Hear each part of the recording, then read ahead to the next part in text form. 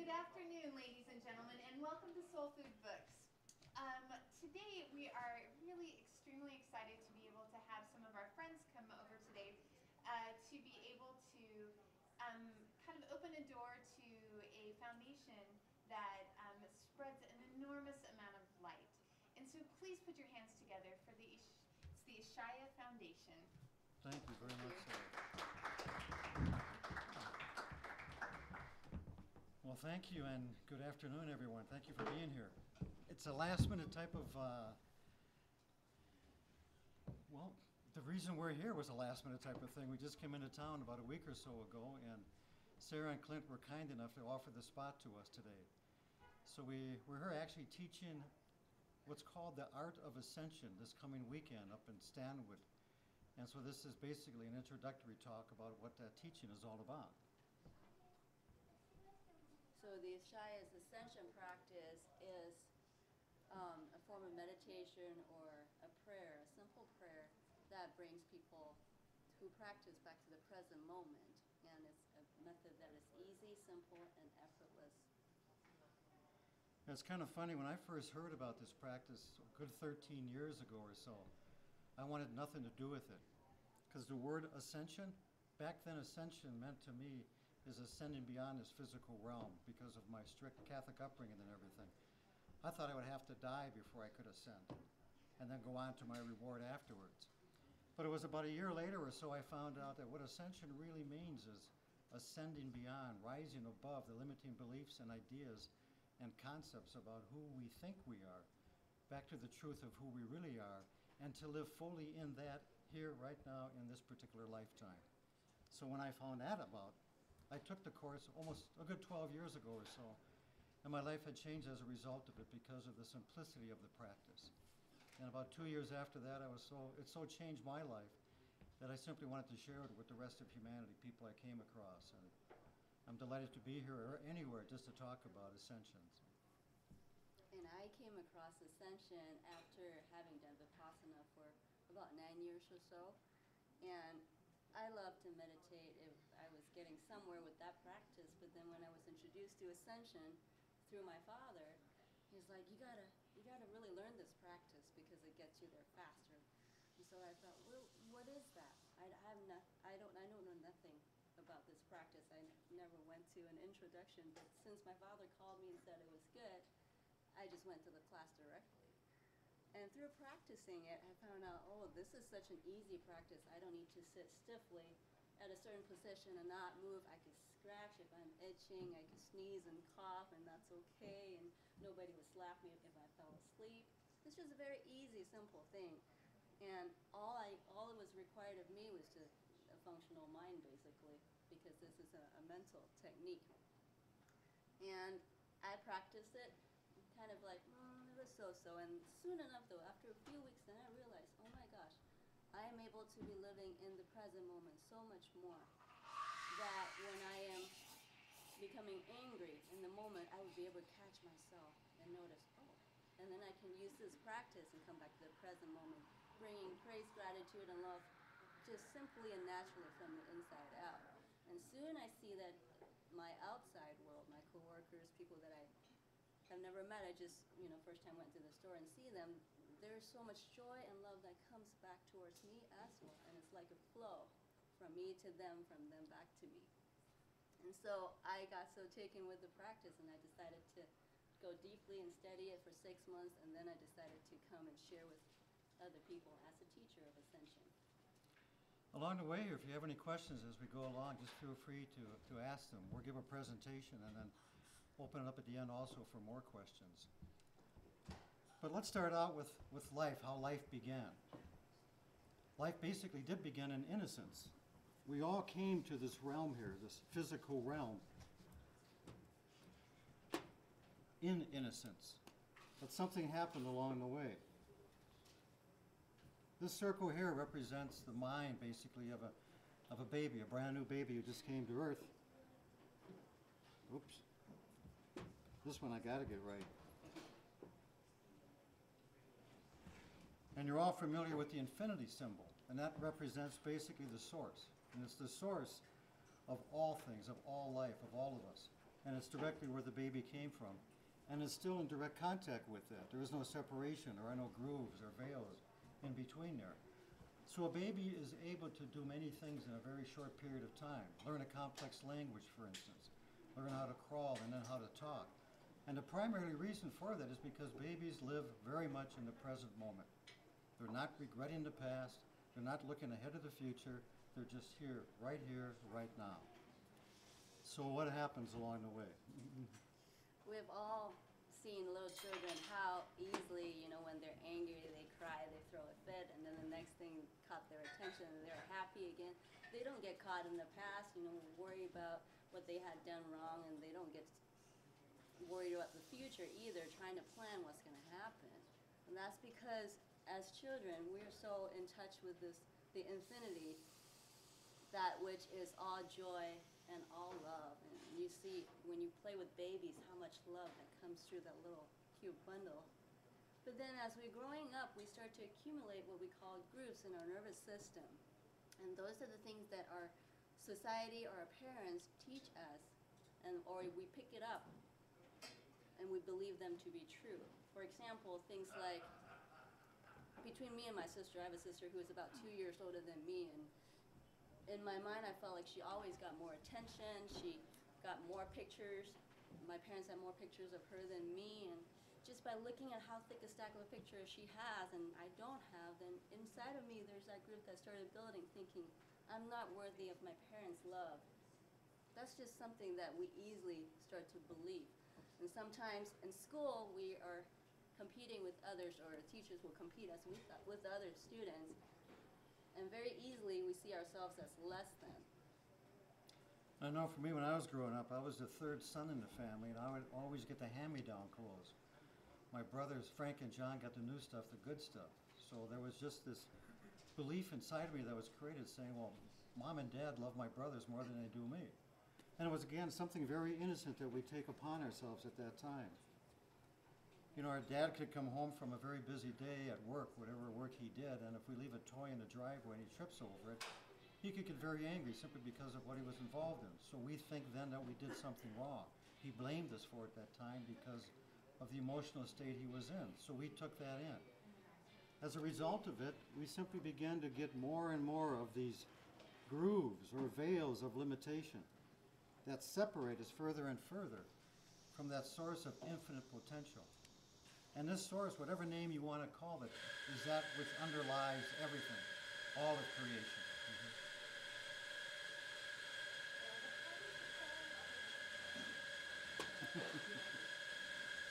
A commercial break.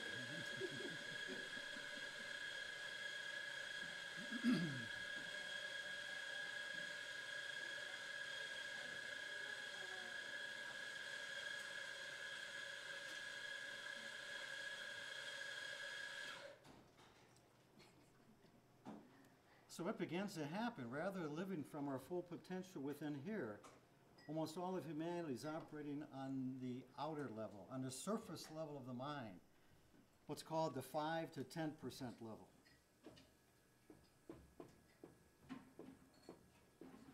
And that's not very effective, as we find out from the condition even that our world is in right now, with all that needs to be done, basically. There's a lot of peace, there's a lot of harmony, there's a lot of cohesiveness that needs to take place yet in our world, right here in our own country even, much less the whole planet and all. So as a result of that, we're looking outside, not experiencing that which lies within us to give us, again, that infinite creative potential that we're all capable of. There has been a study done from Stanford University that looked at how our brain function and the thoughts we entertain every day. And they found that for a normal adult, every day we're thinking 100,000 thoughts. And it's not like we're trying to write a Shakespearean play or write a symphony. We get caught easily in the mundane stuff of daily life, like what to cook for dinner. Oh, why did I say that to a certain person? I wish I could have done something. The would have, the should have, the could have. We get caught in that a lot, day in and day out. So basically, what's happening is instead of living in that present moment where all that creativity really lies, most of humanity, most of us are either living in the past, regretting what we said, looking back at things, looking back at great memories, or projecting forward to hope that our life will be better, that something will improve. And we're missing this moment right here, right now, which is the only moment, basically, that we can find that which we're all looking for in the first place. And that is the peace of understanding. That is contentment. That is joy. To live in a world like that, that's what will change the world, is by us changing our perception of it, based upon, first of all, where we're coming from. So the mind is superior, basically. If you imagine the mind being a still pool, and we introduce one thought like a pebble into the still pool, then you see the concentric circles, the waves that go to the shore, and it's like a desire that manifests instantly because we're in the still mind in the present moment. But with 100,000 thoughts a day, that's when we have a whole bunch of pebbles thrown and a whole bunch of thoughts into the mind pool there. And the crest and the trough, they cancel each other out. And what we want to have happen to manifest basically get canceled out because we got caught in these beliefs that we can't do it, we are not worth it, we're not worthy of love, we're lacking. And the mind is all powerful. The body, actually, the cells of the body listen in on the mind. There's been many studies done about this. One comes to mind right now about a group of rabbits, basically, that were tested and given a high cholesterol diet to see if they would actually contract, heart disease or hardening of the arteries and that. And they broke them off into different groups of rabbits. Can you still hear me when I'm talking, or is it better off to wait?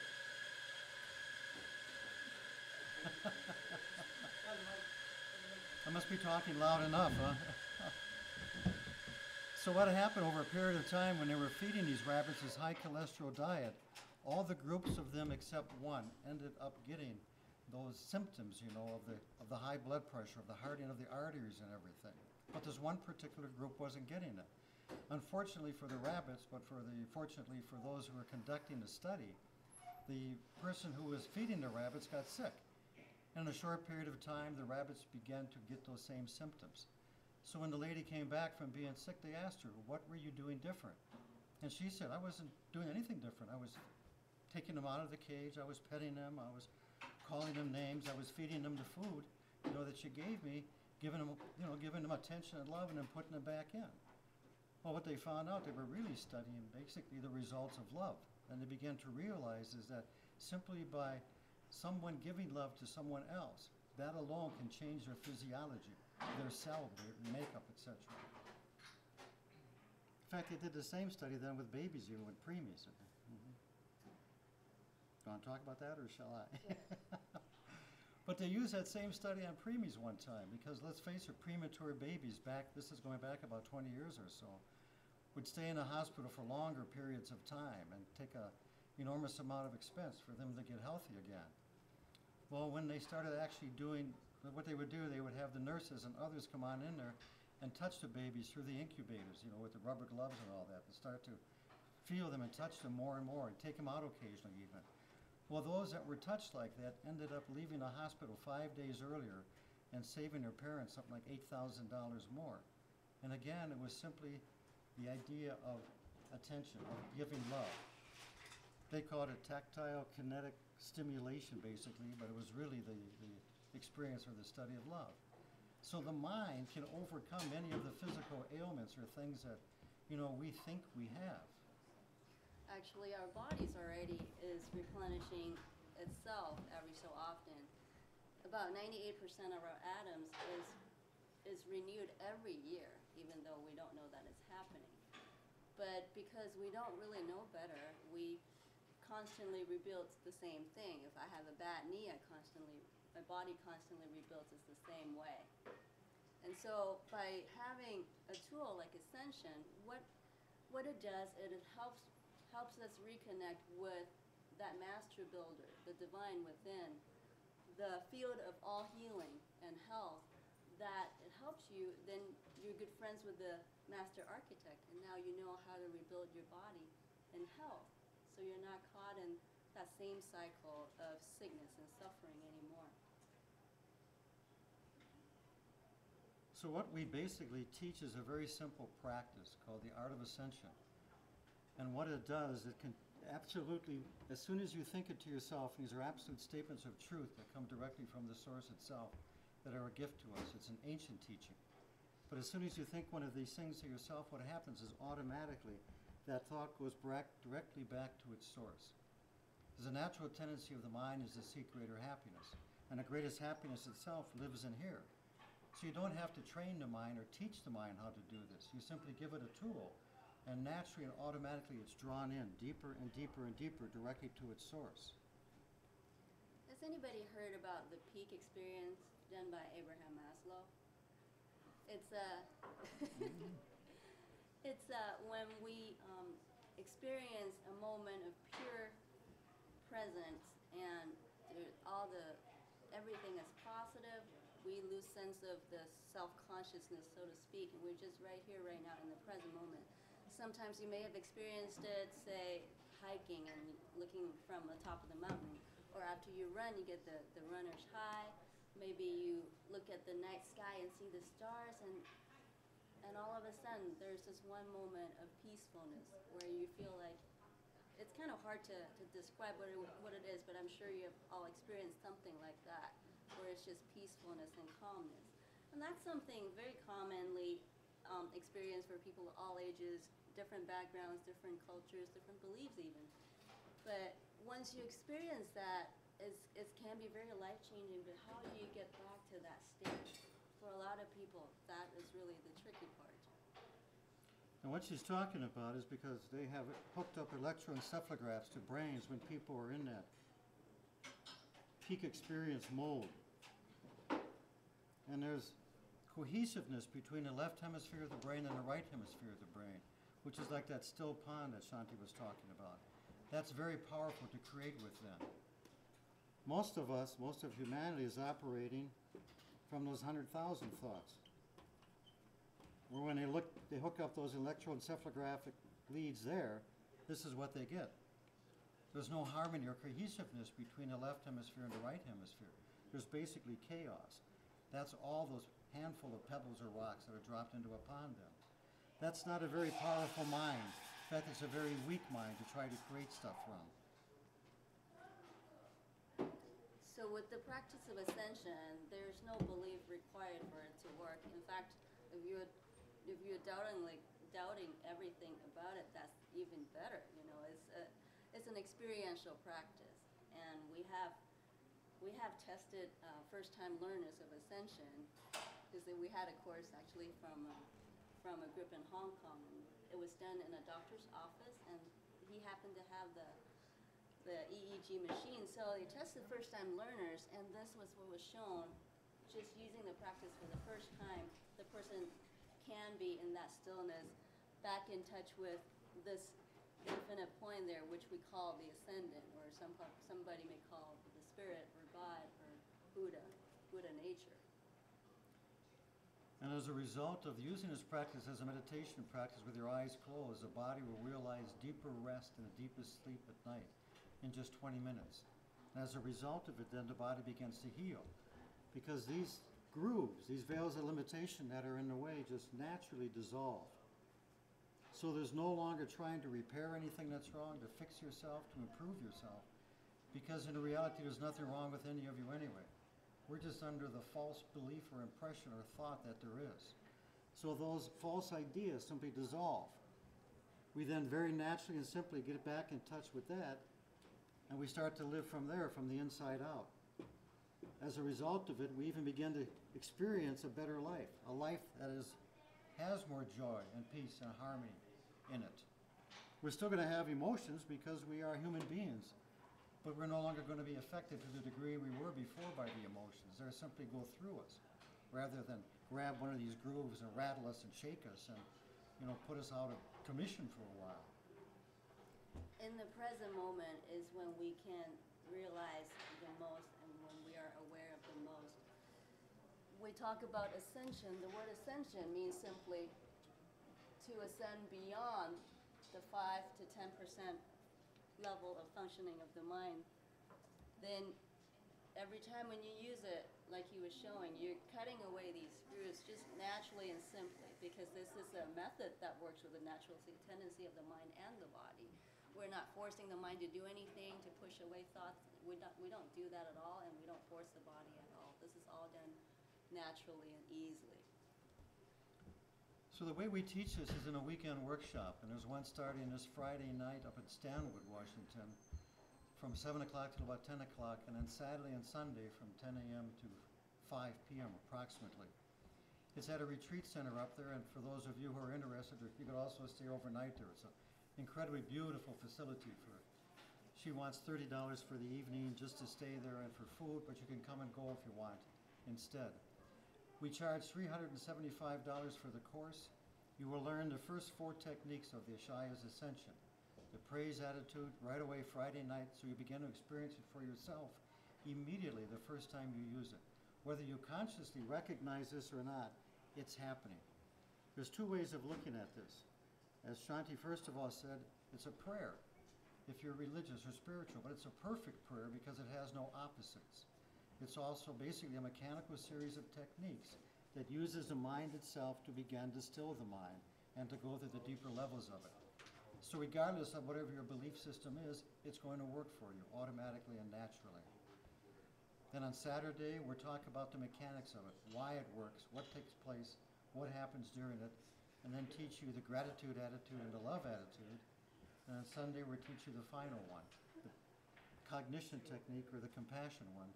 And during the weekend, give you ample time to experience it and also answer any questions you have and satisfy the natural tendency of the intellect to want to know what's going on here. Any questions?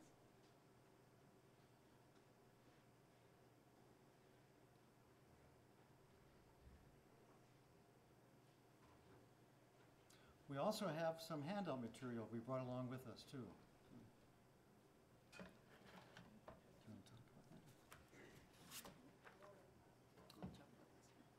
In the middle table here, there's a brochure that talks about the first sphere. This is what we call the weekend course that we teach, and we actually teach this worldwide. When there's a request for a course, and we arrange for teachers to go there and teach.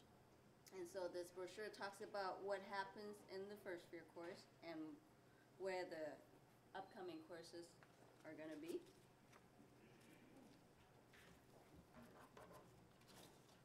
We also brought some brochures on this side here. One is the Art of Ascension.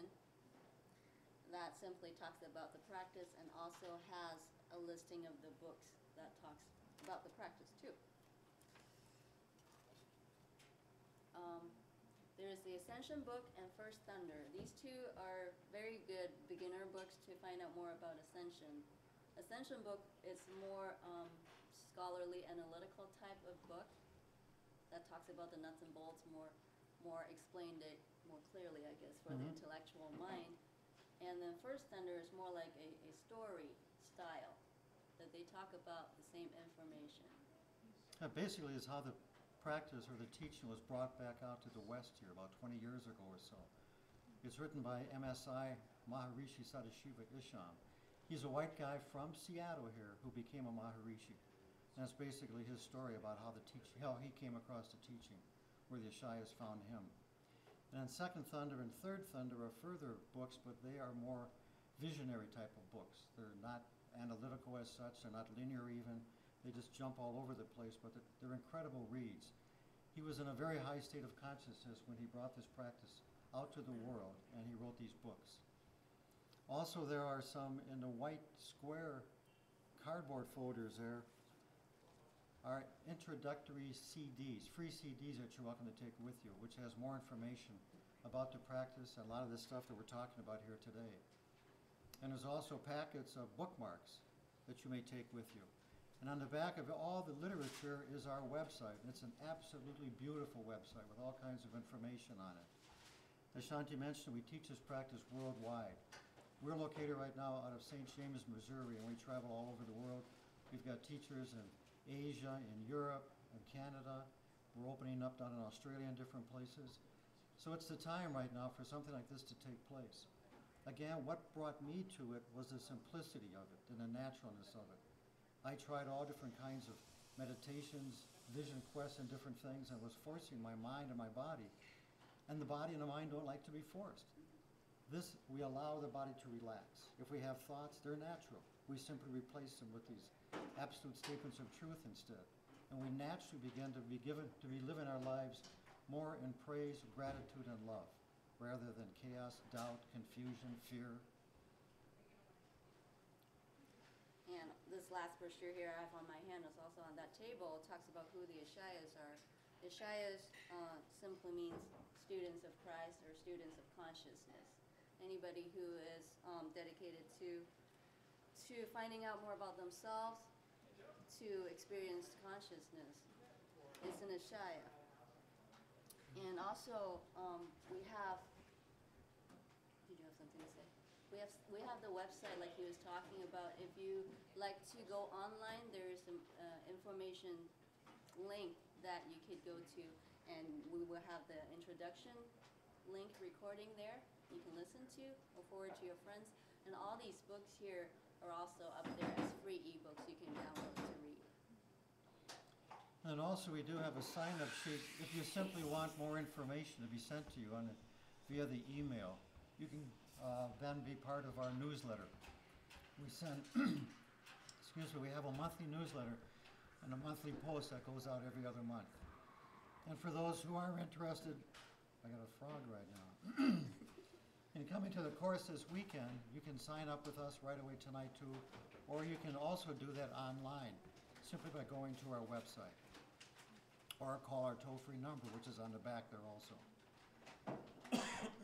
If you have any questions you'd like to personally talk to us, we'll be staying behind for a while. So feel free to talk to us. We'd love to talk to you. Well, thank you very much. Appreciate it. Thank you.